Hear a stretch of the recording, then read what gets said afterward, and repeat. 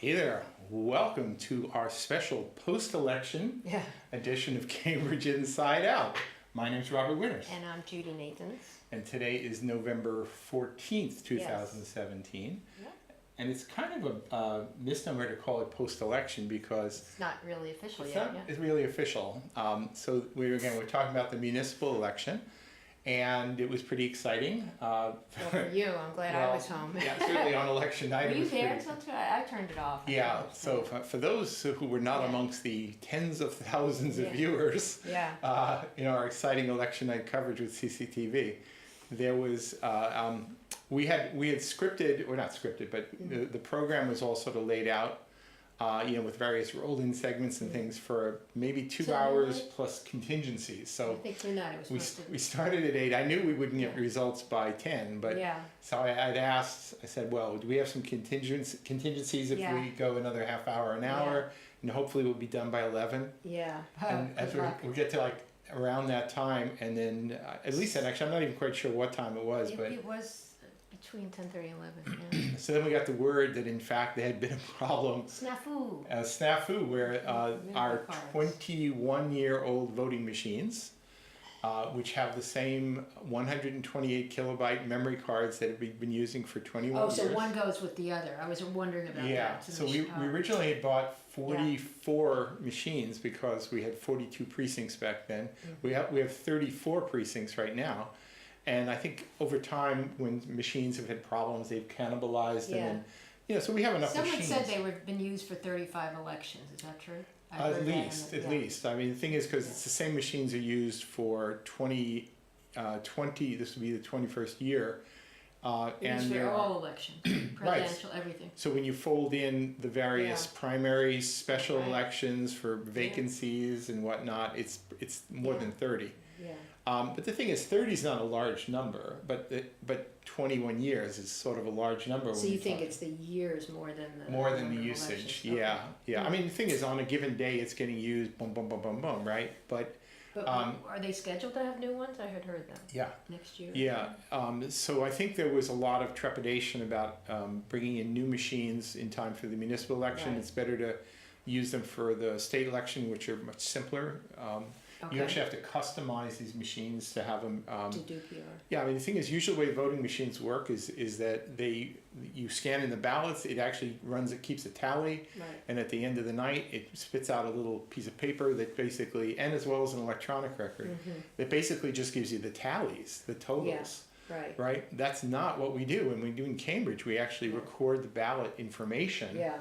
And so we have at least we have a paper trail. Some communities during the election, they were saying it's just a touch screen. There's no paper. That's right. As a member of the technical working committee for the computerization of the Cambridge elections back in the mid-90s, DWCC, I think we feel a certain pride of authorship in demanding that there be an auditable paper trail. And not only is that good for auditing, but it also meant that if there was a snafu, with the machines breaking down, here. And it's not the first time. We had different sorts of problems in past years where I think it was 2003 where there was a ballot question, and maybe that's why it was so. And it wasn't anticipated, and the memory cards, all 128 kilobytes of them, maxed out. And they just flashed to zero. Which is kind of what happened here, right? No, what happened here was... I thought it maxed out because... I was talking to some of the folks involved. They apparently, of the 34 precincts, there was some of the precincts during the day, because voter turnout was up considerably. Exactly. So they had an understanding that if you're in charge of that precinct and the ballot counter for how many people have voted, or how many ballots have been pulled in, because everybody gets 2, one for school committee, one for city council. When it reaches a certain point, you call up the election commission or the commissioner in charge of those precincts, and then they have to bring in and have a swap out and put in a second card. Oh. So you have a backup, right? So and then you Is that what happened? They didn't get called? No, those got called, and that all happened fine. But there was at least one precinct, I think in the morning, I forget which one, where it wasn't accepting the ballots at all, so they had to come and swap that out. Right. But the real thing is, so there we are anticipating, and it's like 11-ish or something, 10-something. And then we get for the first time in, was it 15 years, 15 the memory cards are not uploading, which means basically when you take this 128 kilobyte, incredibly undersized, old tech memory card, and you put it into the reader, normally it reads, and it uploads the data, and then we take it from there. But what happened here is that when they did it, it wouldn't upload. So they were actually taking little swabs and trying to clean the contacts. And then they ended up having to scan the balance. And they realized it was just, there was no way they were going to get the data off of the cards, even if the cards had the data on them. Right. So they had to rescan the ballots. Yeah, and that took what, an hour? At least more like a minimum of an hour and a half. Well, the auxiliaries took so long too. Well, that was the following day. Right, yeah. So, so by the time we did the preliminary count, which is what we call the Tuesday count, I forget when we actually got the results, Tuesday too. but we didn't finish the broadcast till 1:30 in the morning. Yeah. So we weren't quite expecting that, and we weren't. It was Susanna Scott and I. We were not on the air the whole time. No. We had some guests Thank goodness. also. Wow. Yeah, That would have been brutal. everybody in Cambridge and the world would have been pretty sick of us by then. I think they turned it off. Yeah. But we had to kind of improvise, and it was pretty thrilling and a little nerve-wracking at times. Gave a lot of opportunity to explain how proportional representation works multiple times. And anyway, it was an interesting experience. But then when they finally came back with the results and announced the results, it was some incredibly razor-thin margins. Yeah. And we can sort of talk about that a little bit. And then, of course, Wednesday comes, and then with Wednesday... Now, how many ballots had to be dealt with? On Wednesday? Do you have a total of that? Because I realized that they said some of them ballots just wouldn't scan anyway. So those were considered auxiliary ballots, right? Anything that couldn't be processed? Because if it was a little rainy day and the ballot couldn't be accepted by the machine. So what else would they be counting besides those? Well, by design, any ballot that has a write-in on it is treated as an auxiliary ballot to be looked at with human eyes to discern, because you could have written in the name of a candidate who was an actual candidate. Because some people interpret write-in as if, I better write in his name. Right, even though you might have given them number one. So the commissioners have to interpret it accordingly. Also, any ballot that the scanner sees as blank has to be treated as an auxiliary ballot, because it might not actually be blank. And when you looked at it with human eyes, it may well be that the voter just circled the bubbles, the name, the numbers. How often that happens. Every election it happens some. But I wonder how many votes it actually accounts for that. There's actually one little flaw, and you only see this in a recount too, where a voter just takes the little pen and just puts a dot. But isn't that the responsibility of the person putting it in to look at that and say, you have to do this over? Because I was told... If the ballot is totally blank, then it'll be kicked out, and you'll say to the voter... Okay, but if it's not totally blank, it'll accept it? No, it'll kick it out, and then the voter says, well, I'm voting it blank intentionally. All right, but I'm talking about the one who said it's very light. Right. Well, the thing is about that, and this is one little flaw in my opinion. Yeah. Is that if you put a very barely discernible dot for your number one choice, but then you sort of filled in your number two and your number three, etc. It's going to go through. Then it'll be treated as a ballot with live. Actual rankings. There was no overvotes, no ambiguity about it. So it will because but they will actually, if you actually looked at it with human eyes, you might actually be able to discern voter intent that the scanner didn't see. Right. Okay. Right. I would prefer that if there appears to be any missed ranking, that be automatically treated as an auxiliary ballot for human eyes. But that's not currently what's done. Well, because it accepted it. It accepts it. Right. When I look at the ballot data, I'll be able to determine those, because it actually gives you the rankings along with the candidates you chose. So if I see a ballot that says I'm going to give Sumbul Siddiqui a number 2, Denise Simmons a 3, et cetera, I go, well, somebody didn't put a number 1, but they probably did. For the first time on my ballot, I realized I had put a number 2 in the same column as a number 1. So I crossed it out and I put it next to it. But I can't do that. No, I know that. I told this to the person. I said, "Can I do this?" And no, you got to do another one. Across that, Even though right next to it was a circle, yeah, I know. Doesn't matter. Right. The scanner Because sees the it scanner's crossed gonna out as see a filled-in oval. Yeah. Yeah. So that's good. Yeah, and that's why we Yeah. insist that either voter be given a second crack at it. You're allowed up to 3 ballots. Oh, up to 3. Yeah, up to, but no more than 3. And then she wanted to take it. I said, "Can I have it? Because I have to see how I voted. Because it could be No, changed." no. No, she let me have it. She let you have she's not supposed to. Yeah, but how am I? I know. You know, it was so arbitrary. Some No, of those I mean, eights were and you nines. allowed to take it out of the building? Oh no. You can look at it. But No, then I when said, you "Can I vote, have it? I will give it back to you, then but I need it to one on They more." will write void across No, they it. did. And, No, yeah. I didn't do But anything. yeah, the ballots are not supposed to leave. Oh, of right? course not. Yeah. No. Yeah. Okay.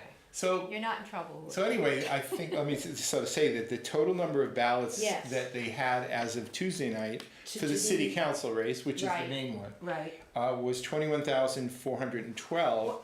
But, Oh, total ballots. Right, Okay. total ballots. And how many had to be re-looked at? Well, those are the Tuesday night. So then right. on Wednesday, the total came up to 22,581, which is about another 1,100 ballots for city and that council. would be considered the ones they have to do the Right. second. Now, vote. Okay. among those 1,100 city council ballots, again, there was even more for the school committee. Right. Blanks. Because there was a lot of blanks. Right. So a lot of these were blanks, and some of them were just sort of problematic. So they for the looked at chances. with human eyes? Yeah. All of them? All right, no Oh. machines on these. They have to go what they do is they go one by one, ballot by ballot, and Yeah. the election commissioners have to vote on every one That's of them. right, Like, it's what not did we just see? one person, right? And Okay.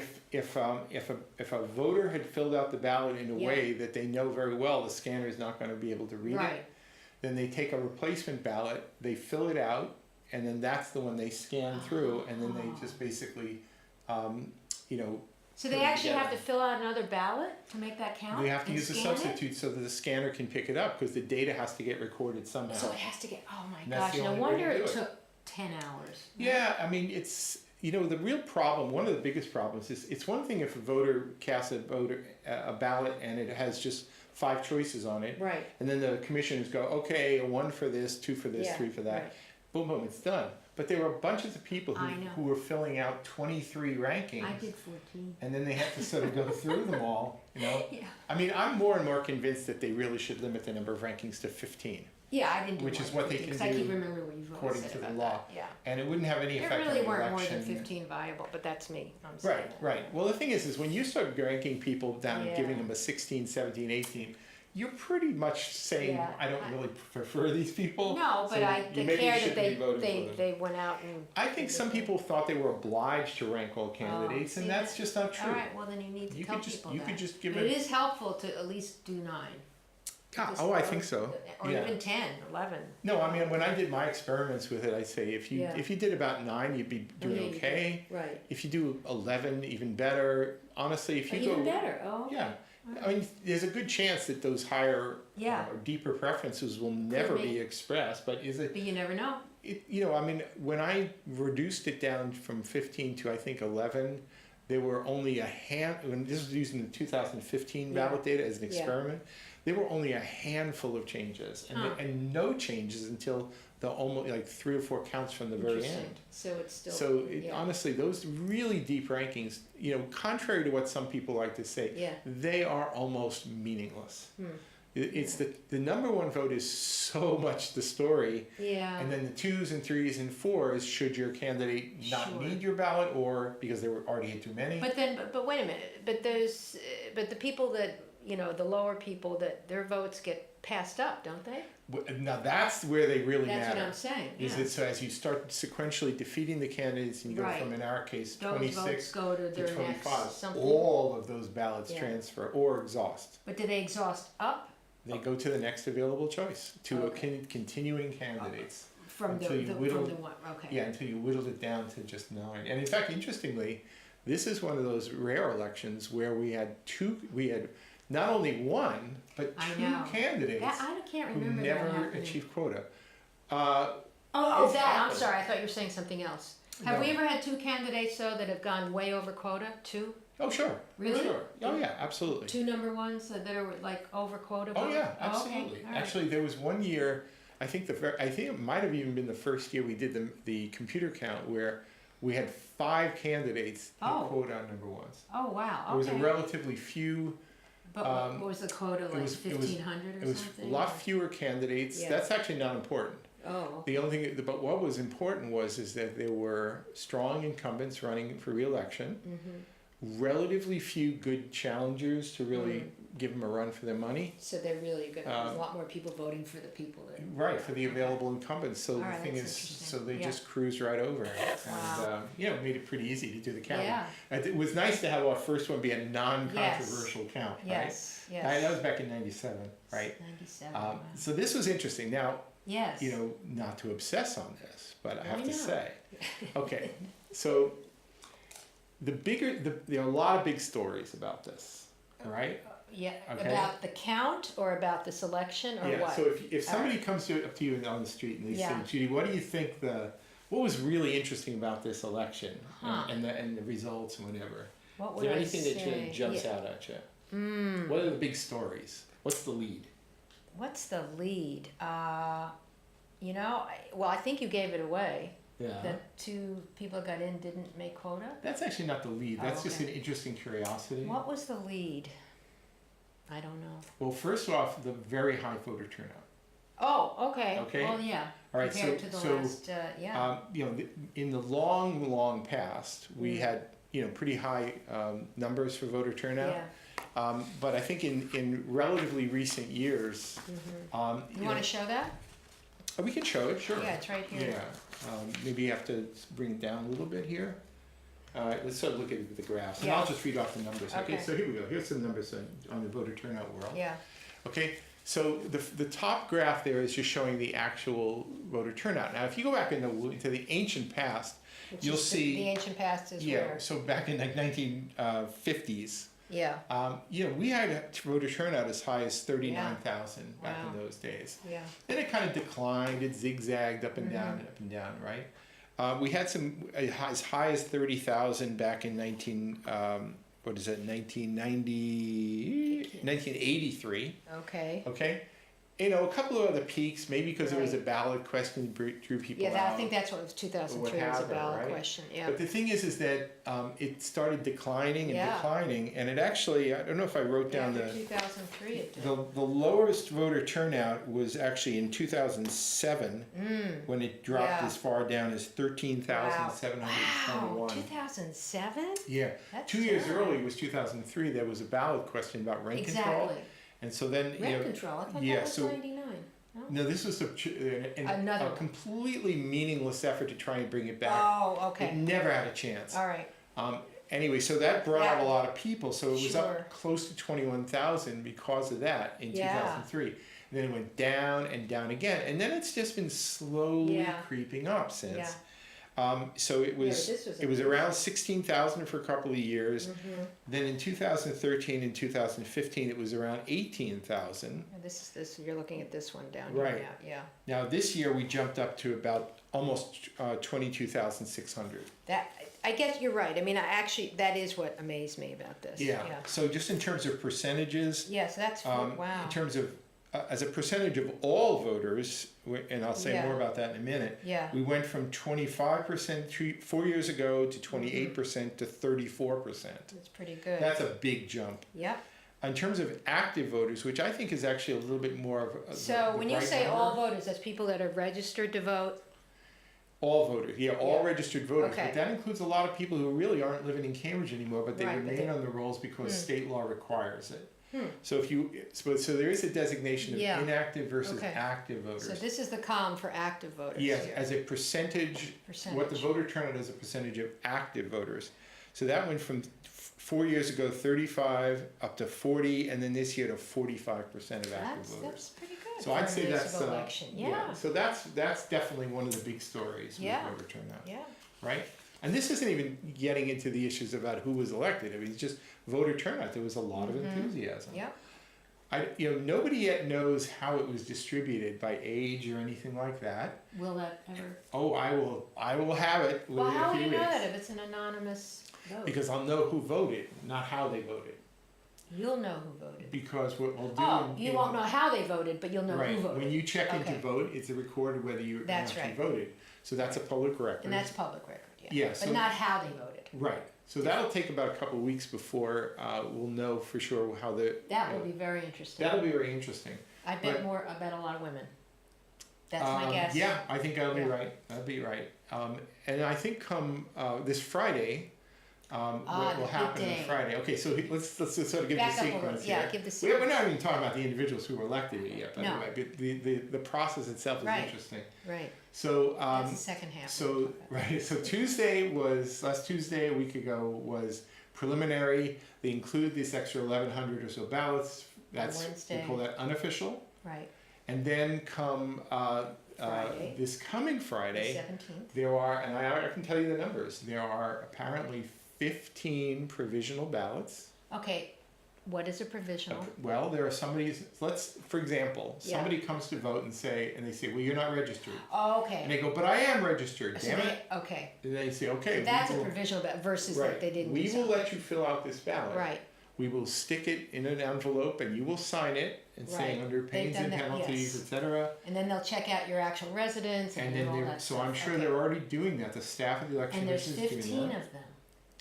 15. Could that swing anything at this point? Well, I'll tell you why. Oh, gosh. So there's 15 of those, and my understanding is only one overseas absentee ballot, which is federal law requires you have to allow up to 10 days. Actually, not up to. You have to allow 10 days from election day for any of those, just in case. But some already had come in, though, and they counted those, right? Regular absentee ballots are all counted at election day. That's what I thought. Okay. So they're all long taken care of. It's just these few stragglers. Okay. So there's really a total of 16 additional ballots. Whoa. Now, why would that possibly matter? Yes, tell me. All right. Okay. All right. And we'll just do in the intro. We'll talk a little bit more. So on election night, yes, when they did the preliminary results, at the end of and maybe well. Wait, no. Is this the wrong? We'll go to the graph. Maybe we'll do it in the second half. We'll okay. see. But okay, so first off, Denise Simmons and Sumbul Siddiqui just hit it out of the park. Yeah. Scored in excess of quota. Yeah. I don't know that too many people thought Denise was going to go over quota.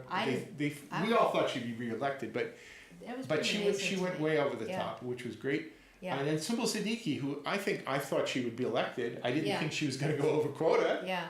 I thought Jan Devereaux was going to go over quota. She came up way short from most people's expectations. Right. But Mark McGovern, people thought, well, he's going to be right on the cusp of being elected. Well, he actually did fine. I mean, I think the panic set in about I'm in trouble and people rallied. Anyway, we'll get into some of the particulars of the names here. But here's why it's so interesting. Yes. So when Sam Gebru was counted out, which on Tuesday night was the end of the 14th count. How many votes did he have? At that point he transfers 973 at that point in the count. But what happens at the end of that here is that Sean Tierney is 3 votes ahead of Paul Toner. Right. So Paul Toner gets counted out.